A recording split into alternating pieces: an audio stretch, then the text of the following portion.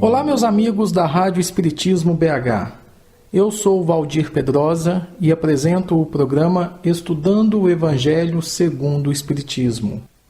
Estamos trabalhando o capítulo 18, Muitos os chamados, poucos os escolhidos.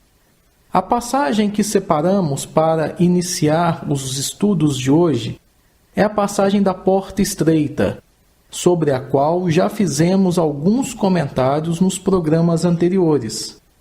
Ela se encontra no Evangelho de Jesus segundo Mateus, no capítulo 7, versículos 13 e 14, onde o Cristo diz assim, abre aspas, entrai pela porta estreita, porque larga é a porta da perdição, e espaçoso o caminho que a ela conduz, e muitos são os que por ela entram. Quão pequena é a porta da vida! Quão apertado o caminho que a ela conduz! E quão poucos a encontram! Fecha aspas. É sempre bom começarmos lembrando a sabedoria de Allan Kardec, que nos ensina que larga é a porta da perdição, porque são numerosas as paixões más e porque o maior número envereda pelo caminho do mal. E estreita a porta da salvação, porque a grandes esforços sobre si mesmo é obrigado o homem que a queira transpor para vencer suas más tendências, coisa a que poucos se resignam. Portanto, meus amigos, como podemos perceber, essa passagem da porta estreita diz muito a respeito do esforço e da perseverança que devemos ter para domar as nossas más tendências, as nossas más inclinações e entrarmos pela porta da salvação. A fim de complementar um pouco o nosso estudo, separamos 12 questões que estão em O Livro dos Espíritos, também de autoria de Allan Kardec, assim como o Evangelho segundo o Espiritismo. E essas questões vão reforçar o nosso entendimento sobre esforço, perseverança e a necessidade que o homem tem de sempre fazer o bem. Então, a primeira questão que separamos é a de número 114, na qual Allan Kardec pergunta: os espíritos são bons ou maus por natureza, ou são eles mesmos que se melhoram? E a resposta: são os próprios espíritos que se melhoram e, melhorando-se, passam de uma ordem inferior para outra mais elevada. Isso quer dizer que os espíritos em si, quando são criados, são neutros. São eles que vão tendo atitudes boas ou más durante a vida, fazendo as suas escolhas e aos poucos vão se melhorando, passando de uma ordem inferior para outra mais elevada. Em seguida, temos a questão 115. Dos espíritos, uns terão sido criados bons e outros maus? Os espíritos responsáveis pela codificação responderam assim: Deus criou todos os espíritos simples e ignorantes, isto é, sem saber. A cada um deu determinada missão com o fim de esclarecê-los e de os fazer chegar progressivamente à perfeição, pelo conhecimento da verdade, para aproximá-los de si. Nesta perfeição é que eles encontram a pura e eterna felicidade. Passando pelas provas que Deus lhes impõe, é que os espíritos adquirem aquele conhecimento. Uns aceitam submissos essas provas e chegam mais depressa à meta que lhes foi assinada. Outros só a suportam murmurando e, pela falta em que desse modo incorrem, permanecem afastados da perfeição e da prometida felicidade. Desta forma, todos nós somos criados simples e ignorantes. E vamos chegando progressivamente àquele estágio de perfeição relativa ou de pureza espiritual. Alguns chegarão mais rápido. Em função de quê? Em função do seu esforço e da sua perseverança em seguir o caminho do bem. Na sequência, temos a questão 116. Haverá espíritos que se conservem eternamente nas ordens inferiores? E a resposta: não. Todos se tornarão perfeitos. Mudam de ordem, mas demoradamente, porquanto, como já doutra vez dissemos, um pai justo e misericordioso não pode banir seus filhos para sempre. Pretenderias que Deus, tão grande, tão bom, tão justo, fosse pior do que vós mesmos? Olha, meus irmãos, essa resposta acaba com aquele dogma da Igreja do inferno eterno. Ninguém permanece nas ordens inferiores na escala espiritual eternamente. Isso não existe. Quando os espíritos dizem que todos se tornarão perfeitos, obviamente estão se referindo à perfeição relativa, porque bem sabemos que a perfeição absoluta é atributo unicamente do Criador, do Pai, de Deus. Portanto, sairemos dessas ordens inferiores da escala evolutiva com esforço e com perseverança.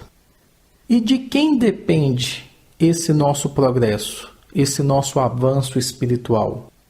É a pergunta 117. Depende dos espíritos o progredirem mais ou menos rapidamente para a perfeição? E os espíritos superiores responderam: certamente. Eles a alcançam mais ou menos rápido, conforme o desejo que têm de alcançá-la e a submissão que testemunham à vontade de Deus. Uma criança dócil não se instrui mais depressa do que a outra recalcitrante? Vejam como é bela a evolução. O nosso progresso espiritual depende única e exclusivamente de nós, do nosso esforço, da nossa perseverança e também, obviamente, da nossa capacidade de nos ajustarmos às leis divinas. Isso porque aquele que compreende e faz a vontade do Pai chega mais rápido a esse estágio de perfeição espiritual relativa. Agora vejamos a questão 642 do Livro dos Espíritos. Allan Kardec pergunta: para agradar a Deus e assegurar a sua posição futura, bastará que o homem não pratique o mal? Será, gente, que basta não fazer o mal? E os espíritos responderam: não. Cumpre-lhe fazer o bem no limite de suas forças, porquanto responderá por todo mal que haja resultado de não haver praticado o bem. Vejamos, simplesmente não fazer o mal não basta. Então, incorrem em erro grave aquelas pessoas que, com a desculpa de não fazerem o bem, dizem assim: eu não faço bem, mas também não faço mal, não prejudico ninguém, fico ali, no meio termo. Olha, diz a resposta que nós responderemos por todo o mal que seja consequência de não havermos praticado o bem. Isso quer dizer, então, que devemos aproveitar todas as oportunidades, todas as situações, todas as circunstâncias que nos forem apresentadas pelo Pai para fazermos o bem, seja qual for a nossa condição, mas, obviamente, como dizem os Espíritos, respeitando o limite de nossas próprias forças. Na questão seguinte, a de número 643, Allan Kardec pergunta se haverá quem, pela sua posição, não tenha possibilidade de fazer o bem? Será que existe no mundo alguma pessoa que, de fato, não tem condições, não tem possibilidade de praticar o bem? Porque você, meu amigo, que está me ouvindo aí agora, deve conhecer pessoas que dizem: eu não faço bem porque eu não tenho condições. Será que isso é verdade? Vamos ver a resposta dos Espíritos. Não há quem não possa fazer o bem. Somente o egoísta nunca encontra ensejo de o praticar. Basta que se esteja em relação com outros homens para que se tenha ocasião de fazer o bem. E não há dia da existência que não ofereça a quem não se ache cego pelo egoísmo oportunidade de praticá-lo. Porque fazer o bem não consiste para o homem apenas em ser caridoso, mas em ser útil, na medida do possível, todas as vezes que o seu concurso venha a ser necessário. Não tem outra interpretação para essa resposta. Quer dizer que não existe ninguém no mundo, a não ser o egoísta, que possa dizer que não tem condições de fazer o bem. Todas as pessoas, respeitando as suas condições, respeitando os seus limites, respeitando as suas forças, a sua capacidade, mas, de uma forma ou de outra, todas as pessoas têm condições de fazer o bem. E os Espíritos são claros quando dizem que fazer o bem não consiste apenas em praticar a caridade, mas também em sermos úteis em todas as ocasiões, em todas as circunstâncias em que o nosso auxílio, em que o nosso concurso for necessário. Podemos dizer dessa forma que só não faz o bem quem não quer, porque as oportunidades Deus nos concede todos os dias. Na próxima pergunta, a de número 644, Allan Kardec questiona: para certos homens, o meio onde se acham colocados não representa a causa primária de muitos vícios e crimes? Que pergunta interessante essa do codificador. Porque, de fato, muitos homens se encontram em ambientes que são propícios à propagação dos vícios, que são propícios à execução de crimes das mais variadas espécies, e eles utilizam isso como uma justificativa para os seus atos infelizes. Será que para algumas pessoas esses ambientes eles têm um peso muito grande na execução de crimes e na propagação de seus vícios?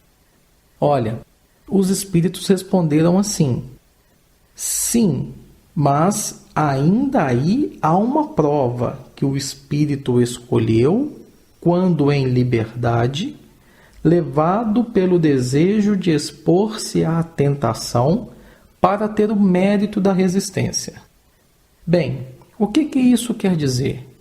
Os espíritos responsáveis pela codificação estão dizendo que sim, existem alguns ambientes que exercem uma certa influência sobre os homens. Ok, mas eles estão dizendo que aí está uma prova. e que essa prova é escolhida pelo espírito no plano espiritual antes de reencarnar. Ele pede para reencarnar naquele ambiente tumultuado, naquele ambiente vicioso que proporciona a execução de crimes, para que ali, onde tudo lhe é contrário, ele possa desenvolver virtudes e possa resistir a toda essa situação complicada. Por isso é uma prova. Todavia, essa resposta dos espíritos nos leva a pensar em outra situação. Ok, é uma prova que o espírito se submete. Mas também, será que esse ambiente ruim não provoca um arrastamento irresistível para que esse espírito venha para o mal? É a pergunta 645, onde o codificador questiona: quando o homem se acha, de certo modo, mergulhado na atmosfera do vício, o mal não se lhe torna um arrastamento quase irresistível? Meus irmãos, vejam a beleza da resposta dos espíritos superiores. Eles disseram assim: arrastamento sim, irresistível não. Porquanto, mesmo dentro da atmosfera do vício, com grandes virtudes às vezes deparas. São espíritos que tiveram a força de resistir e que, ao mesmo tempo, receberam a missão de exercer boa influência sobre os seus semelhantes. E aqui ainda podemos dizer outra coisa. Claro, mesmo nesses ambientes ruins, carregados de uma atmosfera de vício, costumamos encontrar ali boas pessoas que nos servem como exemplos extremamente salutares de uma boa conduta moral, de uma excepcional conduta cristã. São espíritos que tiveram a força de resistir a esses vícios, que os venceram e nos servem como exemplos. Mas o início da resposta dos espíritos nos leva a pensar em outra coisa ainda tão importante quanto isso que acabamos de falar. O arrastamento existe, mas ele não é irresistível, porque a vontade do espírito reencarnado nestes ambientes é soberana, é o seu livre-arbítrio. Por mais que o mal seja um arrastamento, ele não é irresistível. O espírito pode e deve resistir a ele. O seu livre-arbítrio sempre prepondera. Isso quer dizer que não somos simplesmente produtos do meio. O meio, o ambiente em que vivemos, pode até nos influenciar, mas não totalmente, porque nós temos o nosso livre-arbítrio e, no final das contas, é ele que prepondera. É a nossa vontade, é o nosso desejo, é o nosso esforço, a nossa perseverança que temos falado constantemente. Na questão 646, Allan Kardec pergunta se estará subordinado a determinadas condições o mérito do bem que se pratique. Por outra, será de diferentes graus o mérito que resulta da prática do bem? E os espíritos responderam que o mérito do bem está na dificuldade em praticá-lo. Nenhum merecimento há em fazê-lo sem esforço e quando nada custe. Em melhor conta tem Deus o pobre, que divide com outro o seu único pedaço de pão, do que o rico que apenas dá do que lhe sobra, disse-o Jesus a propósito do óbolo da viúva. E nós temos aprendido que, para Jesus, tão importante o que fazemos é como fazemos. Porque na passagem do óbolo da viúva, muitos jogaram dinheiro ali naquele gasofilácio. Muitos. Ela também. Mas a forma como ela fez é que foi ressaltada por Jesus, porque muitos deram do que lhes era supérfluo. E a viúva, ela deu do que lhe era necessário, confiando, demonstrando toda a sua fé. Portanto, o mérito do bem, dizem os espíritos, está na dificuldade em praticá-lo. Quer dizer, quanto mais difícil for a prática de uma virtude e nós conseguirmos colocá-la em prática e nós conseguirmos vivenciá-la, maior é o nosso merecimento, maior é o nosso galardão. E vamos às 3 últimas perguntas que separamos. Questão 909. Poderia sempre o homem, pelos seus esforços, vencer as suas más inclinações? Sim, e frequentemente fazendo esforços muito insignificantes. O que lhe falta é a vontade. Ah, quão poucos dentre vós fazem esforços. 910. Pode o homem achar nos espíritos eficaz assistência para triunfar de suas paixões? E a resposta: se o pedir a Deus e ao seu bom gênio com sinceridade, os bons espíritos lhe virão certamente em auxílio, porquanto é essa a missão deles. E por fim, 911. Não haverá paixões tão vivas e irresistíveis que a vontade seja impotente para dominá-las? E a resposta dos espíritos foi essa: há muitas pessoas que dizem, quero, mas a vontade só lhes está nos lábios. Querem, porém, muito satisfeitas ficam que não seja como querem. Quando o homem crê que não pode vencer as suas paixões, é que seu espírito se compraz nelas, em consequência da sua inferioridade. Compreende a sua natureza espiritual aquele que as procura reprimir. Vencê-las é, para ele, uma vitória do espírito sobre a matéria. Meus amigos, com essas 3 últimas questões, fica claro que podemos vencer as nossas más inclinações com a vontade, através do nosso esforço, mas muitas das vezes nós temos uma vontade vacilante, uma vontade fraca, e não obstante, Deus nos concede o auxílio dos amigos espirituais nessa empreitada.